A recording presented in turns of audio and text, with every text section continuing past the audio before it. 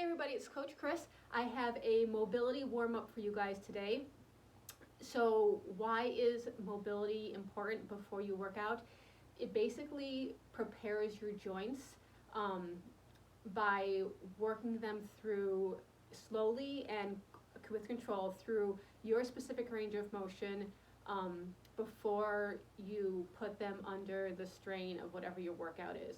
So you'll be able to move more freely while you're exercising and hopefully not bumping up into any restrictions that are caused by just jumping into your workout without preparing yourself. So it's nice and short, and hopefully it'll only take about 10 minutes or so. You don't need any equipment for this, but let's get started. We're going to start with some cats and cows. So what you're going to do is you're going to come to your hands and knees. Hands are right under your shoulders, my knees are right under my hips. And you're going to take a second and just get a nice straight back, thinking about making your neck nice and long. And we're going to go into our cow pose first. So cow is you just really drop your belly down and just try to soften everything. And then look up, pull your shoulders away from your ears. And you're going to come into your cat pose by drawing your navel into your spine and really rounding through your back. And we're just going to go through a couple of rounds of these. You can go at your own pace. I usually do about 5 or so. Really thinking about articulating through your spine and exaggerating the movement as much as you can. Dropping your head down for your cat. Inhaling, looking up for your cow. And then pulling your belly in and pressing the mat away or the floor away for your cat. And then you're just going to come back into a neutral spine. We're going to expand on this. I want you to take your fingertips towards your ear on one side. Elbow is nice and wide. We're just going to add a little thoracic movement. So twist your body so your elbow goes towards the ceiling, keeping your hips nice and straight, and then bring it back in. So you're just twisting through the upper body, the lower body, trying to keep it as still as possible. Remembering that everybody moves a little bit differently, so some of these will be a little bit easier than others. And if you find a place where you're stuck, just kind of breathe into it, because remember, the mobility warm-up is all about working through those places where you tend to get stuck. Once you've done one side, go ahead and just do the other side a few times. Finger coming up towards your ear. Trying to keep your elbow nice and wide. Always taking a moment and just returning back into the center. And we'll just do one more. And then just reset your tabletop, your hands and your knees. We're going to come into some downward facing dogs from here. So I'm going to tuck your toes under and you're going to keep your hands where they are. Lift your knees up, press your hips back. So in downward facing dog, you're basically a little upside down V. Heels don't necessarily need to be on the floor. Hands press away. So you're trying to get your chest back towards your thighs. You might find that you need to bend your knees a little bit to make that happen. That's okay. And then we're just going to walk our dog out to stretch through our calves and our hamstrings. So you're going to drop one knee towards the floor, one heel towards the floor, while you bend the opposite knee. Just pedaling back and forth a little bit, maybe a little bit of twist to the upper body if that feels good.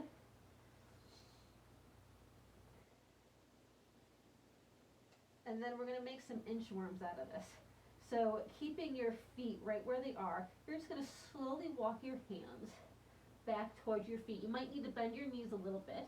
This is to work your hamstrings. Once you get into your forward fold, you're just going to walk yourself right back out to your downward facing dog. And then we'll do it again. Walk your hands back. Get to your toes. And this time let's go a little bit further. Walk your hands out until you get all the way to a plank.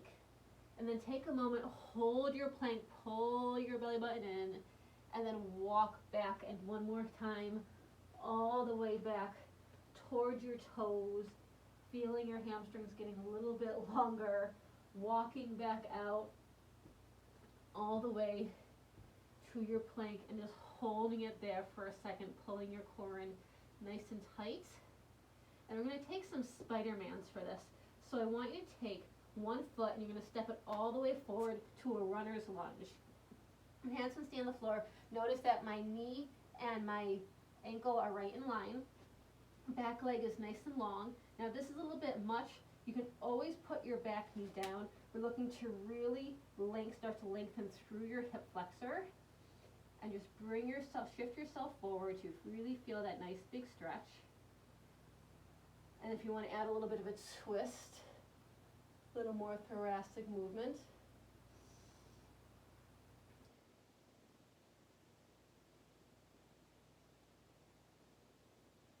And then pressing your hands right into the mat, tuck your back toes under again if you're on your knee, and press yourself back for your down dog. Maybe a little bit of movement. And then we're going to try it on the other side. So step your foot forward. I'm going to show you what happens if you don't step quite far enough. So I didn't really make it quite as far as I wanted to, so I'm going to just bring my hand to my ankle, put my knee down, and I'm going to just bring it forward, give it a little bit of assist there. Hands come back down, shift forward, nice big stretch through the hip flexor. You can always open up the other knee a little bit, working your hip joint. One of the things you want to remember about mobility warm-ups is that there's usually movement in all of it. Nothing is really ever completely still. It's not static stretching. And then a little bit of a twist, just to get a little bit more thoracic movement. And then bring your hand back down, lift the back knee, step back, find your way back to your downward facing dog. Just pedal out a little bit more. And then we're just going to walk our hands and feet together and stand all the way up. All right, our next exercise, we're going to continue to work our hip flexors a little bit. We're going to start to work the knee. We're going to take a split squat. So feet start under hips, and you're just going to step one foot back. So you want to pretend like you are on railroad tracks. So I think about the edges of my mat. If I'm on a balance beam, that's really hard to hold your balance. And this is not supposed to be really a big balance exercise for our mobility purposes. So on a railroad tracks, back heel is off the ground, and I just brace my core and I tiny tuck of the tailbone so I really feel a big stretch through my hip flexor. Now I want to work my lats a little bit and get a little bit of stretching in as well. So I'm going to lift my arms up nice and high, let my shoulders drop back down, and the split squat is literally just down and up. Down and up. Keeping it on the front knee, just making sure that it stays somewhere between the ankle and the toes. Dropping your back knee down as much as you can. And I'm just going to bring my hands in to step my feet together, and I'm going to do the other side. So I step back, I'm kind of narrow, so I'm going to adjust my feet a little bit, square off through my hips. Big inhale to lift my arms, exhale, drop the shoulders down, and then go right in to the split squat. Now if balance is a little bit much for you, you can always put your hand on a wall, just to help out a little bit.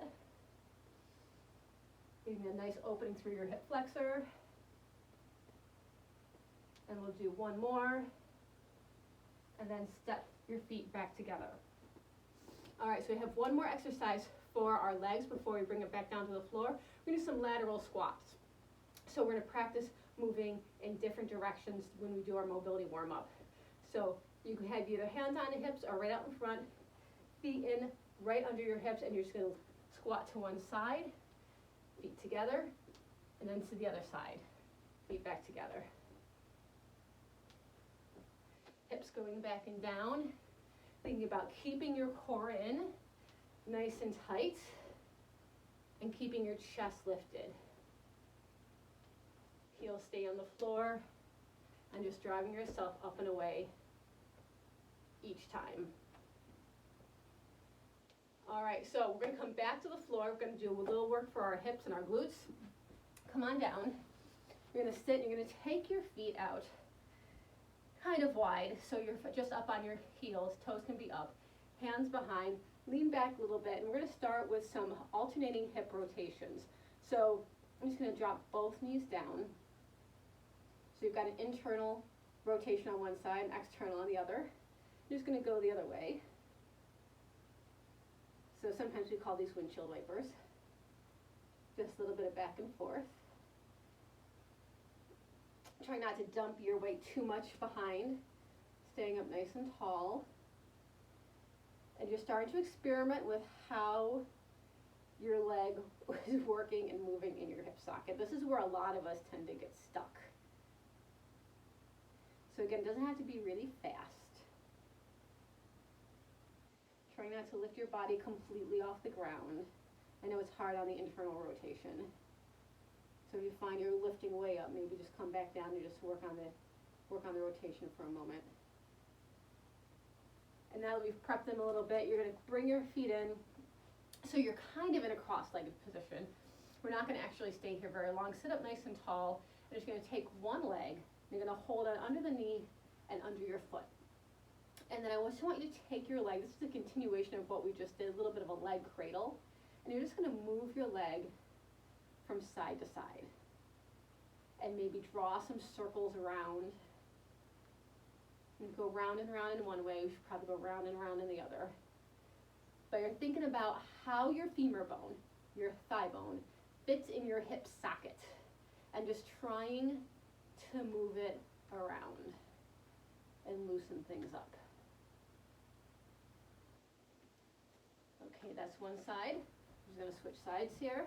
So one hand under the foot, one hand under your knee. Start with a little movement back and forth. Bringing into some circles. One way and then the other.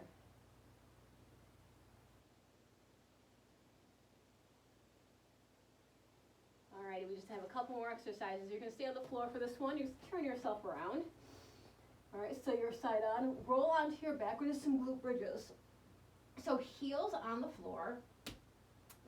Feet can be on the floor as well. Where you feel this in your hamstrings or your glutes will be different if you're on your heels or flat on your feet. But this is to start to turn on through your glutes. So we're going to keep our feet right on the floor for this. And you're just going to squeeze your butt, lift up, and then right back down. And we're going to do about 10 of these or so.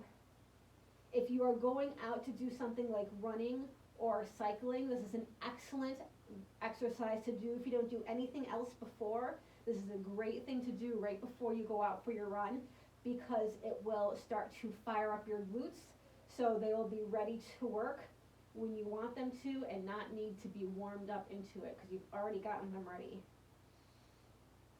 And as runners, we know that a lot of us tend to forget to recruit our glutes. So this just kind of warms them up. And we'll do 2 more, because I'm not really counting. And 1 more, press, squeeze up, and then come back down. All right, roll yourself up.